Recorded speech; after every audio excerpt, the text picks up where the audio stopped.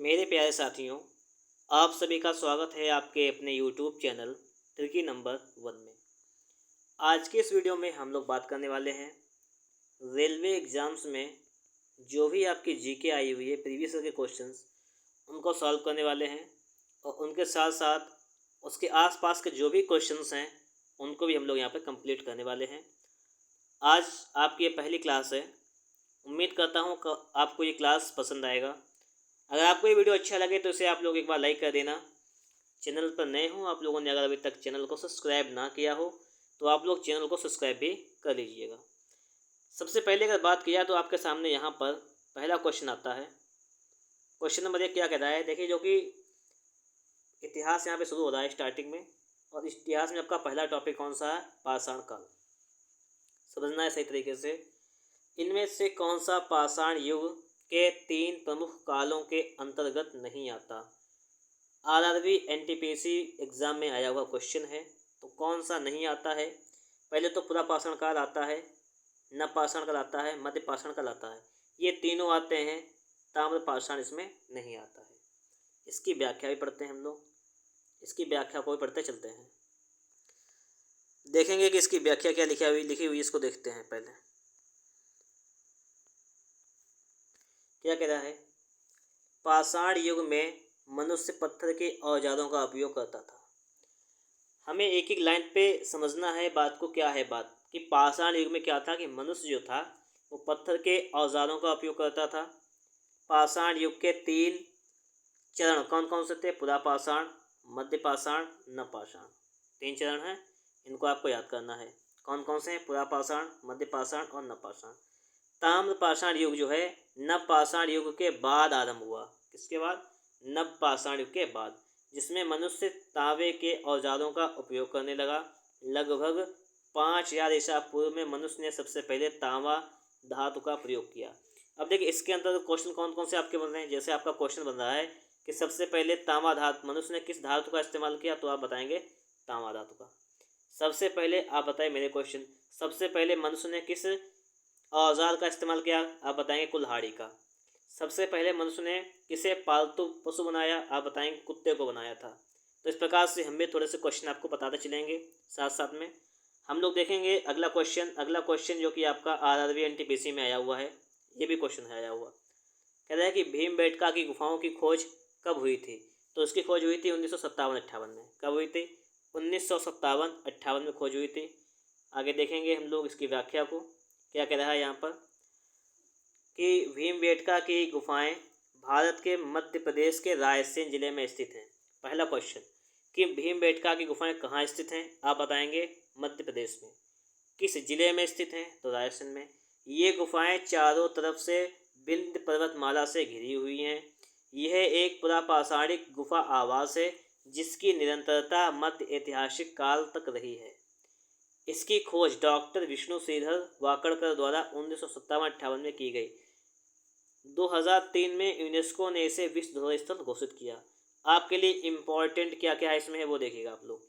आपके लिए इम्पोर्टेंट है यहाँ पर कि भीमबेटका की गुफाएं जो हैं वो मध्य प्रदेश के रायसेन जिले में हैं, पहली बात। दूसरी बात आपके लिए इम्पोर्टेंट है कि इसकी खोज डॉक्टर विष्णु श्रीधर वाकड़कर द्वारा की गई। कब की गई? ये लिखी हुई है कब की गई।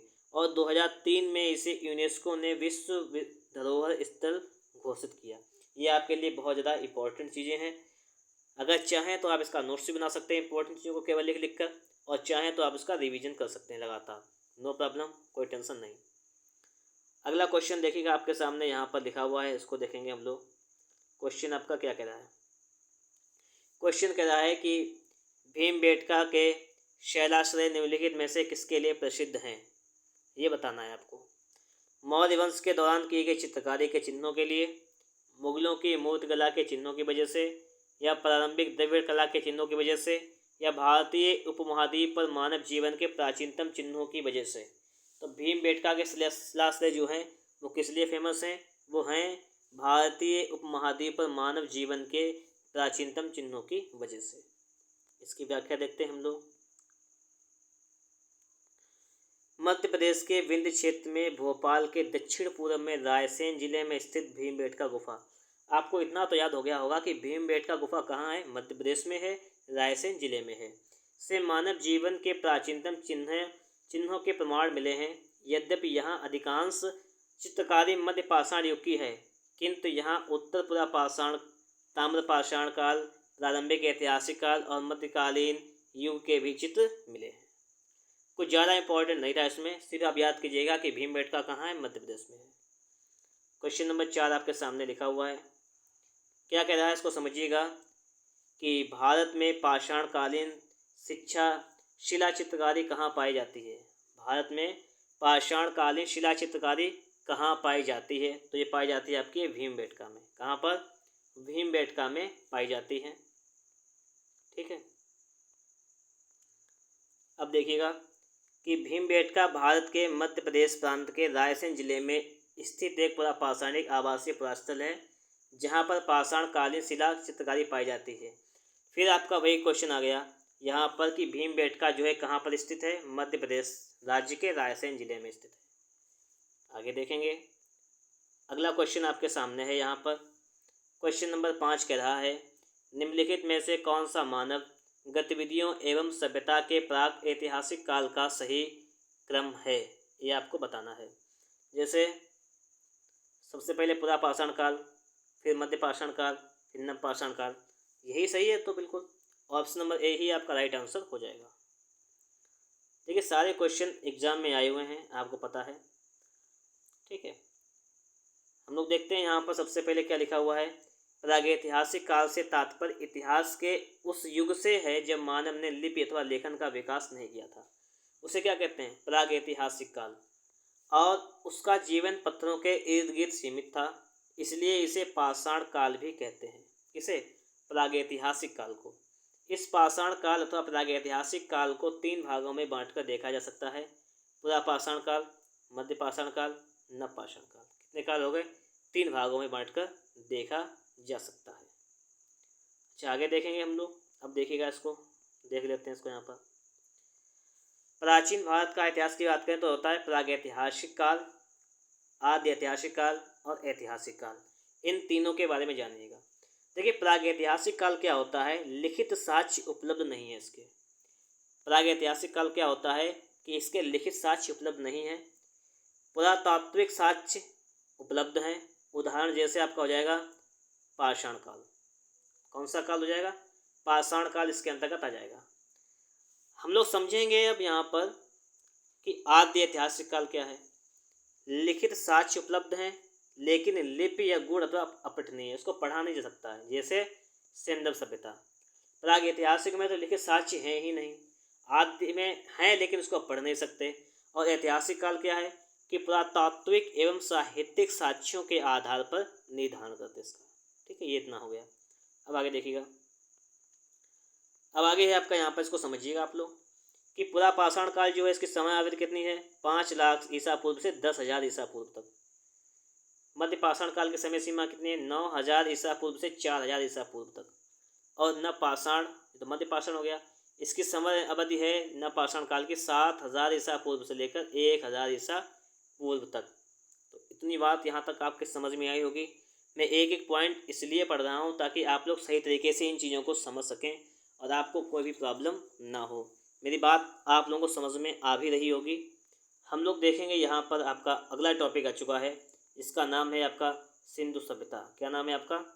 इसका नाम है सिंधु सभ्यता, इंडस सिविलाइजेशन। क्वेश्चन नंबर 6 है आपका। क्वेश्चन नंबर 6 क्या कह रहा है, ये देखिएगा। सिंधु घाटी सभ्यता के समय में शिल्प निर्माण के लिए शिल्प कहाँ से प्राप्त किए जाते थे? शिल्प कहाँ से प्राप्त होते थे? तो नागेश्वर से प्राप्त होते थे। कहाँ से? नागेश्वर से। अब इसकी व्याख्या पढ़ते हैं। सिंधु घाटी सभ्यता के समय में शिल्प निर्माण के लिए शिल्प यानी नागेश्वर गुजरात से प्राप्त किए जाते थे। जो शिल्प प्राप्त होते थे वो गुजरात से प्राप्त किए जाते थे। इस सभ्यता के विभिन्न स्थलों से कला के जो रूप प्राप्त हुए हैं उन्हें मोहरे, मिट्टी के बर्तन, आभूषण, पकी हुई मिट्टी की मूर्तियाँ आदि शामिल हैं। ठीक है, क्वेश्चन नंबर 7 आपके सामने क्या कह रहा है, सिंधु घाटी सभ्यता का निम्न में से कौन सा स्थल पंजाब में स्थित है? पंजाब में कौन सा स्थल स्थित है आपको बताना है। कोट दीजी, बनावली, बालू, रोपण। आपको पता है पंजाब में कौन सा है आपका? रोपड़। ठीक है, कौन सा है? रोपड़ है। अब इसकी व्याख्या देखते हैं। सिंधु घाटी सभ्यता स्थल रोपड़ की खोज कब हुई थी? 1950 में बी लाल के द्वारा की गई थी। यह स्थल पंजाब के रोपड़ जिला में सतलज नदी के तट पर स्थित है। यहाँ से मनुष्य के साथ पालतू कुत्ते दफनाए जाने का साक्ष्य मिला है। देखिए, आपको इसमें याद क्या करना है? आपको इसमें याद क्या करना है, मैं उस पर टिक लगा देता हूँ, उसको याद कर लीजिएगा आप लोग। रोपड़ की खोज कब हुई थी? 1950 में। किसने की थी? बी लाल। कहाँ पर है? पंजाब में। सतलज नदी, ये इंपॉर्टेंट है ज़्यादा। किस नदी के किनारे है? तो ये इंपॉर्टेंट क्वेश्चन है बहुत ज़्यादा। ये सतलज नदी के किनारे है और यहाँ से मनुष्य के साथ पालतू कुत्ते दफनाए जाने का साक्ष्य भी मिला है। आगे देखेंगे। आगे आपके सामने यहाँ पर लिखा हुआ है, जितने भी क्वेश्चन अभी तक हुए हैं सभी एनटीपीसी में आए हुए हैं। तो आप तो ये नहीं कह सकते कि क्वेश्चन नहीं आ सकते एग्ज़ाम में। इसी टाइप के क्वेश्चन आते हैं जो कि आपके सामने हैं। क्वेश्चन है कि हड़प्पा की अधिकांश मानक मोहरें, हड़प्पा की अधिकांश मानक मोहरें नामक एक प्रकार के मुलायम पत्थर से बनी होती थी जो 2x2 बीमा के साथ वर्गाकार आकृति का होता था तथा इसका उपयोग व्यावसायिक उद्देश्यों के लिए किया जाता था। तो हो जाएगा स्टीएटाइट। क्या हो जाएगा? स्टीएटाइट। देखेंगे हम लोग यहाँ पर आगे इसको लिखा हुआ, हड़प्पा के अधिकांश मोहरों को सेल खड़ी यानी स्टीएटाइट से बनाया जाता था। बहुत से लोगों ने क्वेश्चन गलत किया। क्यों? क्योंकि यहाँ पे अंग्रेजी में आ गया सीधे स्टीएटाइट यानी सेल खड़ी लोग लगा देते, जो एक प्रकार का नरम पत्थर है। आप दोनों नाम याद कर लीजिएगा। इसके अतिरिक्त कांचली मिट्टी, चर्ट, गोमेट मिट्टी आदि की बनी मोहरें भी हैं। मानक मोहर 2x2 आयाम के साथ चौकोर होती है। इन मोहरों पर गणितीय चित्र होते हैं जिनका उपयोग शैक्षिक उद्देश्यों के लिए किया जाता है। किसके लिए किया जाता है? शैक्षिक उद्देश्य के लिए किया जाता है। सभी मोहरों में जानवरों की तस्वीरें एक चित्र में लिपि में लिखी गई हैं जो कि अभी तक स्पष्ट नहीं हो पाया है। लिखी तो गई, चित्र बने तो हैं लेकिन स्पष्ट नहीं है, जिन पर मुख्यतः दर्शाए गए जानवर जैसे अब बाघ, हाथी, वृषभ, गैंडा, भैंसा, हिरन, खरगोश और बकरा थे। आपको इसमें याद करने वाली चीज़ है, बहुत इंपॉर्टेंट, ये याद कीजिएगा। केवल नाम पढ़ना इसलिए जरूरी था ताकि कुछ इंपॉर्टेंट हो तो आपको बता दिया जाए। ठीक है, हम लोग अगला क्वेश्चन देखेंगे। अगला क्वेश्चन आपका आरआरबी एनटीपीसी में आया हुआ ये भी है, धौलावीरा किस राज्य में स्थित है? धौलावीरा कहाँ पे स्थित है? आपको पता है धौलावीरा गुजरात में स्थित है। कहाँ पर है? गुजरात में। देखते हैं इसके बारे में भी क्या कह रहा है यहाँ पर कि धौलावीरा गुजरात के कच्छ जिले के भचाऊ तालुका में स्थित पुरातात्विक स्थल है। आपको याद करना है कि धौलावीरा कहाँ है? गुजरात में स्थित है, इतना याद कर लीजिएगा। इस स्थल की खोज 1968 में जगपति जोशी द्वारा की गई थी। यहाँ पाए गए कलाकृतियों में टेराकोटा मिट्टी के बर्तन, मोती, सोने एवं तांबे के गहने, जानवरों की मूर्तियाँ, उपकरण, कलश इत्यादि। जुलाई 2021 में यूनेस्को ने धौलावीरा को भारत के 40वें विश्व धरोहर के स्थल के रूप में घोषित किया। इस प्रतिष्ठित सूची में शामिल होने वाला सिंधु सभ्यता का भारत का यह पहला स्थल है। आपको बहुत ज़्यादा इंपॉर्टेंट चीज़ मिली है यहाँ पर, इसको याद कीजिएगा आप लोग। जुलाई 2021 में यूनेस्को ने धौलावीरा को भारत के 40वें विश्व धरोहर स्थल के रूप में घोषित किया। इसको याद कर लीजिएगा। ठीक है,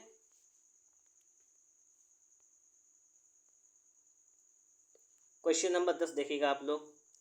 कह रहा है कि धौलावीरा एक पुरातात्विक स्थान किस समयावधि से जुड़ी हुई है? धौलावीरा किससे जुड़ी है? गुप्त अवधि से, मगध अवधि से, चालुक्य से या सिंधु सभ्यता से? धौलावीरा तो जुड़ी हुई है सिंधु घाटी सभ्यता से। अगला क्वेश्चन देखेंगे, क्वेश्चन नंबर 11। क्वेश्चन नंबर 11 आपसे यहाँ पे क्या कह रहा है? मोहनजोदड़ो में पाया गया विशाल स्नानागार एक विशाल क्या था आपसे पूछा गया है। तो एक आयताकार टैंक था। क्या था? एक विशाल आयताकार टैंक। अब हम लोग देखेंगे इसकी व्याख्या। मोहनजोदड़ो में पाया गया विशाल स्नानागार एक विशाल आयताकार टैंक था। मोहनजोदड़ो सिंधु घाटी सभ्यता का सबसे बड़ा स्थल था। इसकी खोज राखालदास बनर्जी ने 1922 में की थी। यहाँ से एक शील में 3 मुख वाले देवता ने पशुपतिनाथ, क्या हुआ यहाँ पर, पशुपतिनाथ की मूर्ति मिली है। क्या चीज़, पशुपतिनाथ की मूर्ति मिली है। 11 क्वेश्चन कंप्लीट हुए यहाँ पर। अगला क्वेश्चन आपके सामने है, वर्ष 1920-21 के आसपास किस नदी के किनारे खुदाई के दौरान हड़प्पा शहर मिला। हड़प्पा शहर किसके किनारे मिला, आप बताएंगे, रावी नदी के किनारे। किसके किनारे, रावी नदी के किनारे। हड़प्पा शहर सिंधु सभ्यता का एक शहर है जो पाकिस्तान के मोंटगोमरी जिले में रावी नदी के तट पर वर्ष 1920-21 में खुदाई के दौरान मिला था। इसके उत्खननकर्ता दयाराम साहनी थे। आप याद कीजिएगा, याद करने वाली चीज़ क्या है इसमें है, इसके उत्खननकर्ता कौन थे, दयाराम साहनी, और ये सिंधु घाटी सभ्यता का एक शहर है। ठीक है, किसके किनारे, रावी नदी के किनारे। इतना याद कर लीजिएगा, पर्याप्त है, सफिशिएंट। 13 नंबर क्वेश्चन आपसे क्या कह रहा है, इसको देखो। सिंधु घाटी सभ्यता के किस शहर का शाब्दिक अर्थ मृतकों का टीला है। मृतकों का टीला, ये कहते हैं मोहनजोदड़ो को, माउंट ऑफ डेड। आगे देखिएगा, मोहनजोदड़ो का सिंधी भाषा में अर्थ है मृतकों का टीला। यह दुनिया का सबसे पुराना, नियोजित और उत्कृष्ट शहर माना जाता है। यह सिंधु घाटी सभ्यता का सबसे परिपक्व शहर है जो सिंधु नदी के दाएं किनारे लड़काना जिले में स्थित है। इसकी खोज राखालदास बनर्जी ने 1922 में की थी। ठीक है, जितनी भी इम्पोर्टेंट चीज़ें हैं उनको याद करते हुए चलिएगा आप लोग। वीडियो अगर अच्छा लगे तो इसे आप लोग एक बार लाइक कर दीजिएगा। चैनल पर नए हों, सब्सक्राइब ना किए हों तो सब्सक्राइब भी कर लीजिएगा। क्वेश्चन है आपका कि मोहनजोदड़ो शब्द का क्या अर्थ है। लिखा हुआ है मृतकों का टीला। क्या अर्थ है, मृतकों का टीला। अगला क्वेश्चन आपके सामने है, मोहनजोदड़ो कहाँ स्थित है। मोहनजोदड़ो कहाँ स्थित है, तो ये सिंध में स्थित है। कहाँ पर, सिंध में। मोहनजोदड़ो का सिंधी भाषा में अर्थ क्या है, मृतकों का टीला। कोई भी क्वेश्चन जब बहुत बार आ जाता है तो आपको तो ऐसे पढ़ते पढ़ते याद हो जाएगा, क्या है, मृतकों का टीला। यह सिंध यानी पाकिस्तान के लड़काना जिले में सिंधु नदी के तट पर स्थित है। इसकी खोज 1922 ईस्वी में राखालदास बनर्जी ने की थी। यहाँ की शासन व्यवस्था राजतंत्रात्मक न होकर जनतंत्रात्मक थी। यहाँ तक की बात आपके समझ में आ गई होगी। चलिए आज हम 15 क्वेश्चन ही रखते हैं, इनको आप लोग सही तरीके से देखिएगा, समझिएगा। 16 नंबर से हम कल लोग स्टार्ट करेंगे। हमारी एक सीरीज चलने वाली है, इसको हम लोग बहुत ही बेहतर तरीके से करने वाले हैं। अगर आपको वीडियो अच्छा लगा हो तो इसे आप लोग एक बार लाइक कर दीजिएगा। चैनल पर नए हैं आप लोगों ने, अगर अभी तक चैनल को सब्सक्राइब ना किया हो तो चैनल को सब्सक्राइब भी कर लीजिएगा। मिलेंगे आपको अगले क्वेश्चंस के साथ नेक्स्ट वीडियो में।